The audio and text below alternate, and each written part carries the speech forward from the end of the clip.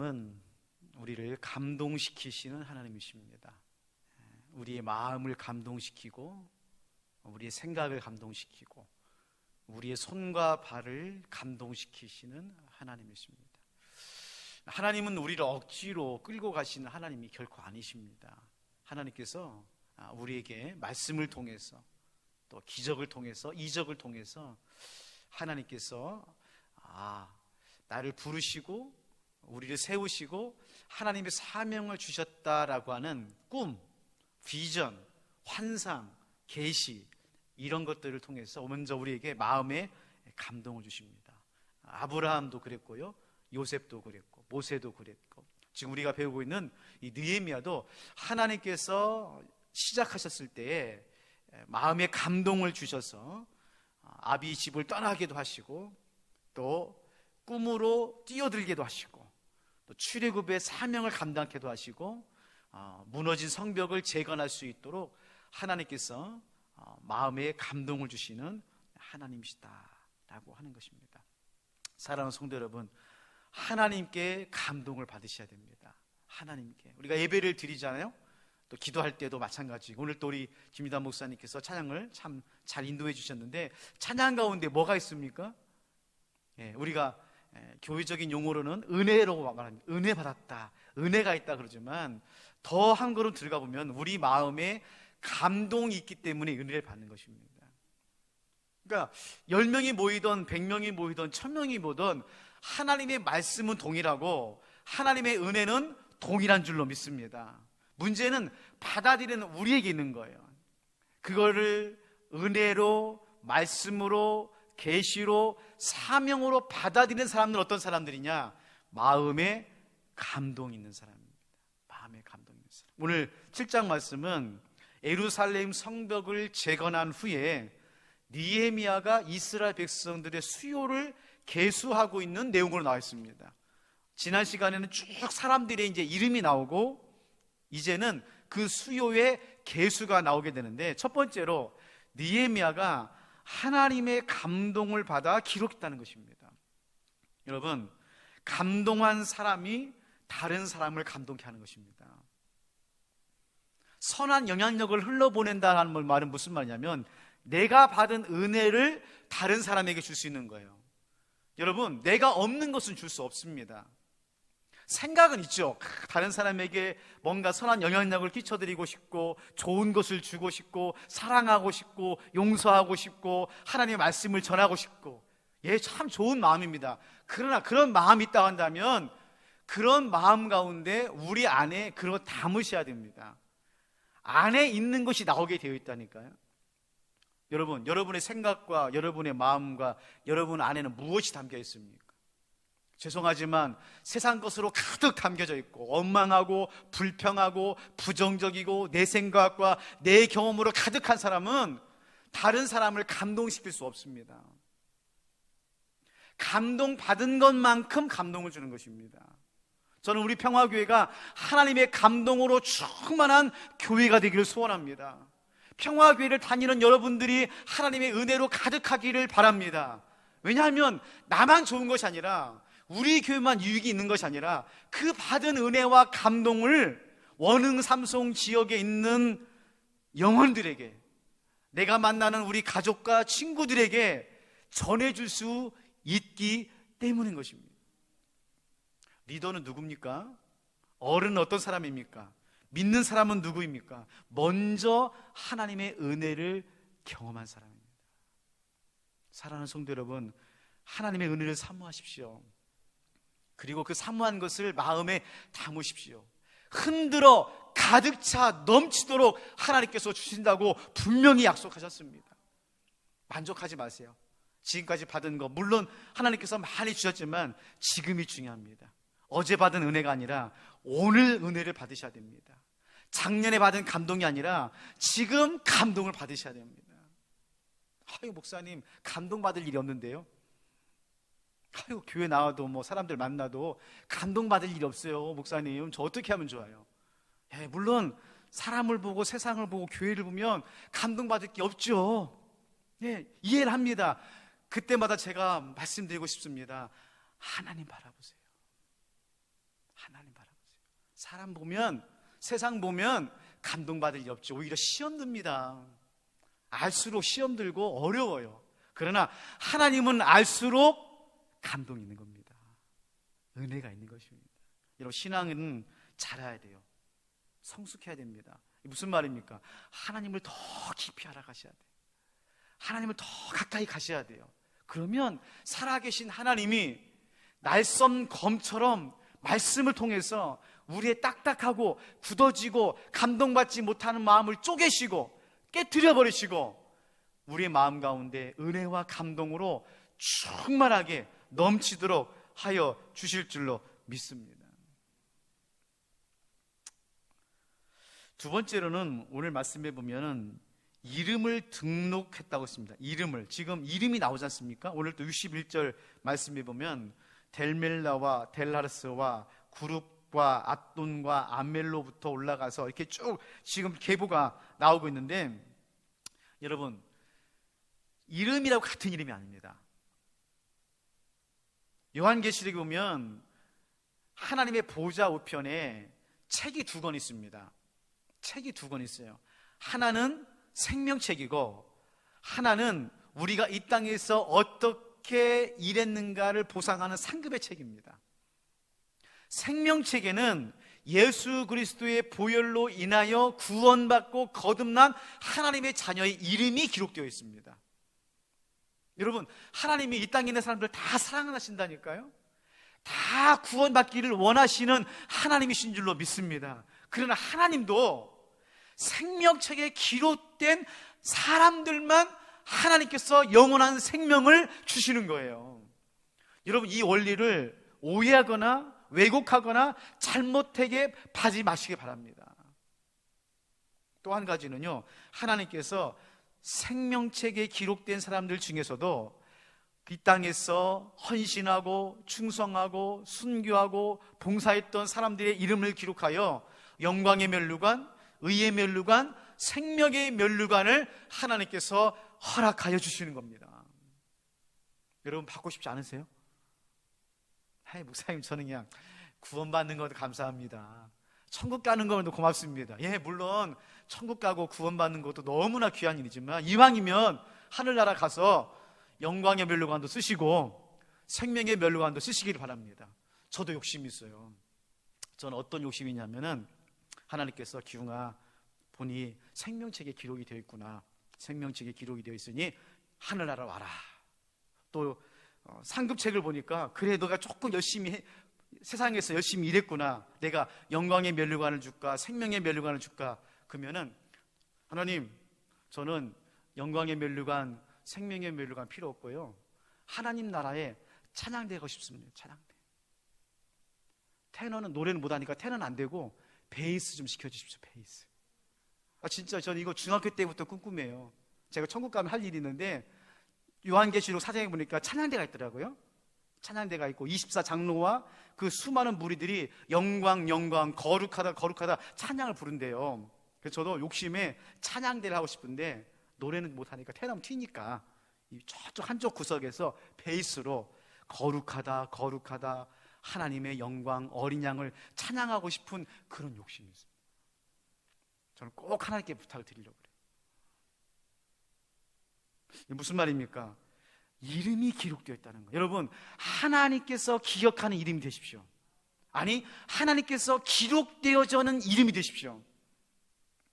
자, 오늘 말씀 보면은요, 첫 번째로 하나님이 아시기 전에 먼저 사람이 압니다.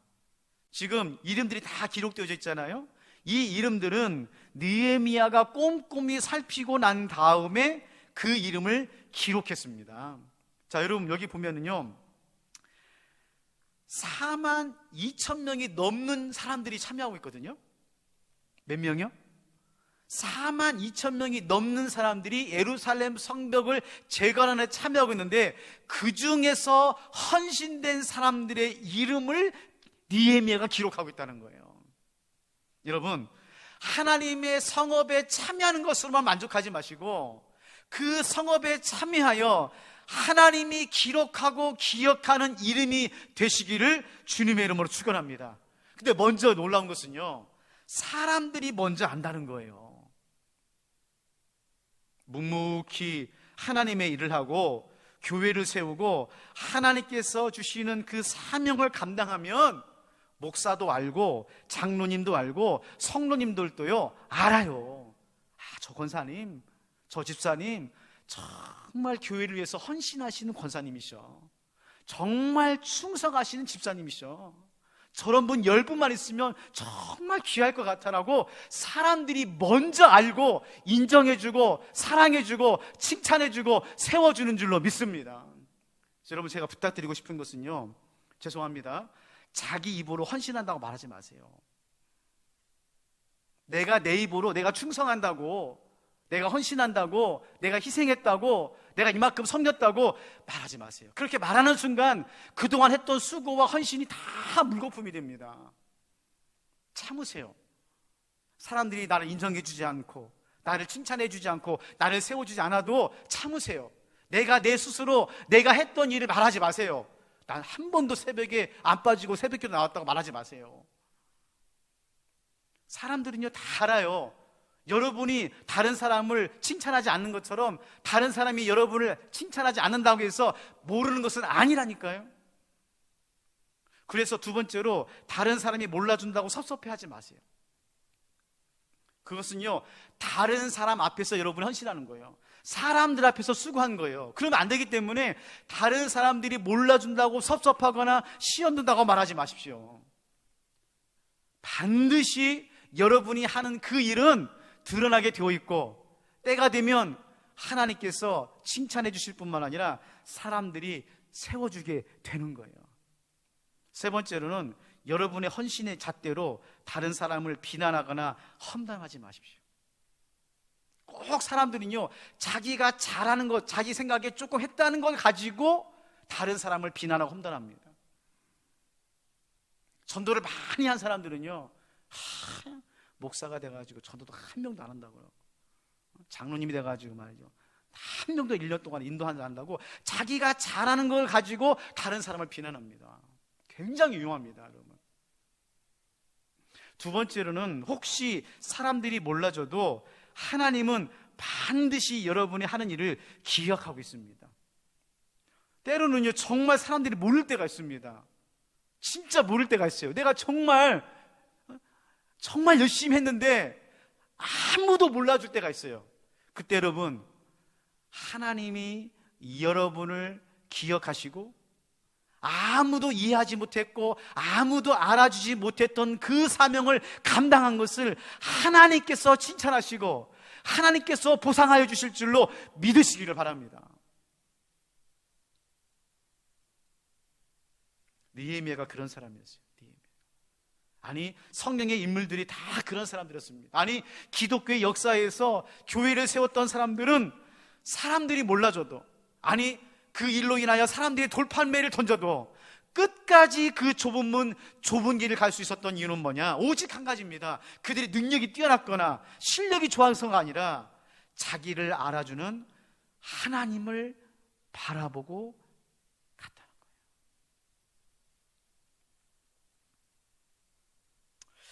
세 번째로는 64절 말씀을 보면 안타까운 일이 있는데요, 64절 말씀을 보겠습니다. 이 사람들은 계보 중에서 자기 이름을 찾아도 찾지 못하였으므로 그들을 부정하게 여겨 제사장의 직분을 행하지 못하게 하고. 자, 보세요. 64절에서는 제사장의 이름이 기록되어야 되는데 그 이름을 찾지 못하여 기록되지 못함으로 제사장 직분을 행하지 못하게 됐다고 하는 거예요. 얼마나 안타까운 일인지 모릅니다. 여러분, 제사장은요 아무나 되는 게 아니잖아요. 우리가 새벽마다 지금 출애굽기를 배우지만 하나님께서 12지파 중에서 레위 지파를 세우시고 그 레위 지파 중에서도 아론의 가문을 제사장 가문으로 세워주셨어요. 이거는 특별한 은총입니다. 특별한 은혜예요. 무조건적인 하나님의 은혜고 영원한 분깃으로 세웠어요. 하나님께서 보증한 것입니다. 그러니까 여러분, 태어날 때부터 아론의 자손으로 이제 제사장 직분을 받은 거죠. 대단한 은혜입니다. 그런데요, 그 받은 하나님의 직분을 감당하지 못하는 사람들이 있다는 거예요. 사랑하는 성도 여러분, 우리도 마찬가지입니다. 하나님께서 천에 하나 만에 하나 그 많은 사람들 중에서 하나님께서 우리를 특별히 부르셨습니다. 그리고 믿는 자로서, 그리스도인으로서 왕같은 제사장으로 우리를 세워주신 줄로 믿습니다. 그렇다고 한다면 이제는 그 직분을 감사하고 그 직분의 어떠한 그 위치에서 직임을 잘 감당하셔야 돼요.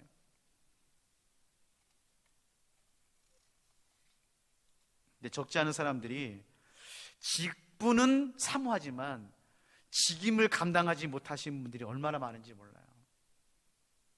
항종직분이라는 그 직분에 대해서는 너무너무 사모하세요.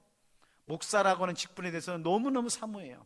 근데 막상 목사가 되고 막상 항종직이 되면 그 항종 직분에 맞는 직임을 감당하셔야 되는데, 여러분 그러려면 얼마나 많은 시험과 어려움과 고통과 악한 마귀의 공격과 그 여러 가지의 모든 것들을 감내하면서 정말 그 하나님 주신 그 직분을 감당하기 위해서 몸부림치고 기도하고 금식하고 떼굴떼굴 굴러가면서 그 직임을 감당하도록 참으로 경각심을 가지고 영적으로 긴장하고 그렇게 정말 직임을 감당해야 되는데, 처음에는 그렇게 눈물을 흘리고 너무나 감사하고 그 직분에 사모하다가 1년 지나 3년 지나 5년 지나 10년 지나면 어떻게 됩니까? 우리 평화교회 성도님들, 우리 항정직 분들은 그런 분이 안 계실 줄로 믿는데, 저쪽 교회에서는요, 항정직 분이 한 5년 10년만 되면 사람이 얼마나 달라지는지. 한 번은 막 씩씩거리면서 어떤 권사님이 오셔가지고 막 화를 내시는 거예요. 무슨 일인가 하고 들어봤더니 집사가 자기 보고 인사를 안 했다는 거예요. 어떻게 그럴 수가 있냐 목사님. 내가 그래도 권사인데, 내가 권사인데 어떻게 새파란 집사가 자기가 교회 왔는데 인사도 안 한다는 거예요. 이야 진짜 그러냐고 막. 여러분 교회에서 권사가 먼저 인사해야 됩니까? 집사가 먼저 인사해야 됩니까?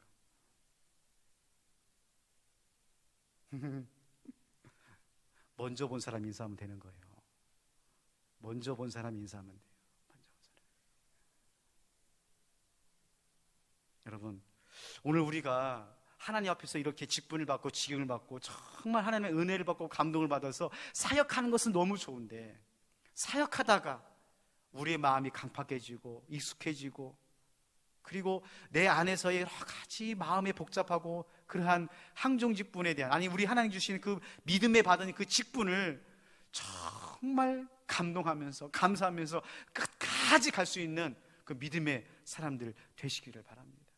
여러분 저를 위해서도 기도해 주세요. 저를 위해서도 목사가 정말 목회를 하면서 평화교를 섬기면서 5년이 지나고 10년이 지나고 20년이 지나도 그 첫마음 첫사랑 그거 잊지 않고 정말 마음을 감동하면서 교회를 섬기고 성도님들 섬길 수 있도록 부족한 종을 위해서 기도해 주시기를 바랍니다.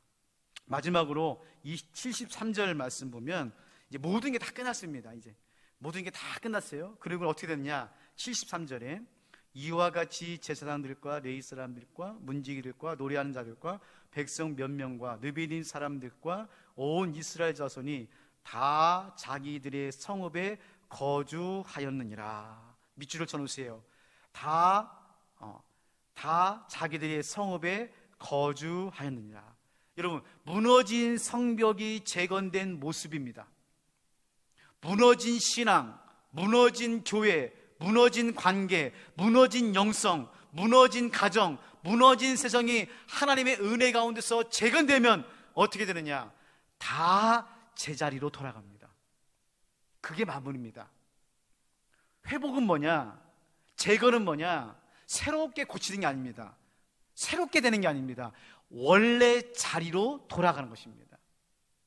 고린도후서 5장 17절 말씀이면 너희가 새로운 피조물에 그랬거든요. 예수 그리스도 안에서 너희가 새로운 피조물을 했다는 것은 우리가 뭐 새롭게 돼서 키가 커지고 뭐 혈액형이 바뀌고 생활이 바뀌는 것이 아니라 원래 하나님의 자녀 자리로 돌아갔다는 것입니다. 사랑하는 성도 여러분, 이제는 하나님께서 느헤미야를 통하여 우리 평화교회와 여러분의 가정과 우리의 신앙을 원래 자리로 돌이켜 주신 줄로 믿습니다. 이게 바로 재건이고 회복인 거예요. 이제 다음 주부터는 8절 9절 말씀 보면 에스라가 등장합니다. 그리고 무너진 성벽을 재건하고 난 다음에 원래 자리로 돌아온 백성들에게 다시 하나님의 뭐가 선포됩니까? 말씀이 선포됩니다. 그러니까 다시 제자리로 돌아가서 처음에 시작할 게 뭐냐? 하나님 말씀입니다. 그 다음에 말씀을 드리도록 하겠습니다. 사랑하는 성도 여러분, 무너진 성벽을 재건한 것은 하나님의 소원입니다. 그리고 무너진 성벽을 재건한 것은 하나님께서 이스라엘 백성들을 보호하시기 위함입니다. 그러나 가장 중요한 최종적인 목적은 무너진 성벽을 통하여 잃어버렸던 각자의 자리를 다시 찾아, 가정은 가정의 자리를, 일터는 일터의 자리를, 교회는 교회의 자리를, 남편은 남편의 자리를, 성도는 성도의 자리를, 목사는 목사의 자리를 다시 찾아서 그 자리에 맞는 이름값을 하는 은혜를 하나님께서 주시기 위하여 오늘 또 우리에게 무너진 성벽을 재건하는 사명을 허락해 주셨습니다. 여러분, 제가 질문으로 말씀을 마무리하려고 합니다. 사랑하는 성도 여러분, 여러분은 지금 믿음의 자리에 있습니까? 여러분은 지금 은혜의 자리에 있습니까? 여러분은 십자가 자리에 있습니까? 아니면 여러분이 자리를 찾지 못하고 세상에서 방황하면서 성공의 자리, 행복의 자리만 찾으면서 돌아다녀서 정작 자기 자리를 찾지 못하여 무너진 성벽 같은 삶을 살아가고 있지는 않습니까? 바라기는 다시 무너진 성벽을 재건하심으로 믿음의 자리, 은혜의 자리, 십자가의 자리, 사명의 자리에서 하나님 주신 그 마음의 은혜의 감동에 사로잡혀서 무너진 성벽을 재건하는 저와 여러분 되시기를 주님의 이름으로 축원합니다. 아버지 하나님, 오늘 드디어 마침내 무너진 성벽이 52일 만에 느헤미야와 성도님들을 통하여 재건되었습니다. 하나님의 마음에 감동된 느헤미야가 무너진 성벽에서 좌절하는 이스라엘 백성들에게 하나님의 마음을 전하고 감동을 흘려보내므로 42,000명 이상이 헌신하고 충성함으로 마침내 무너진 성벽이 재건되어 이제 온 이스라엘 백성들이 다 자기들의 성읍의 자리에 거주하는 은혜를 허락하여 주셨습니다.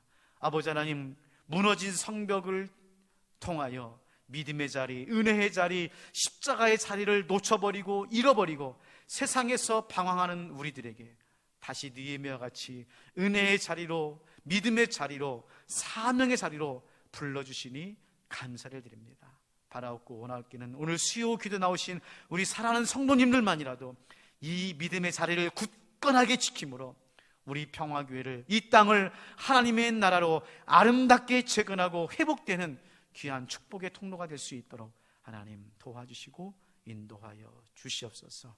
감사드리며 오늘 또 우리를 제 자리로 인도해 주시는 예수님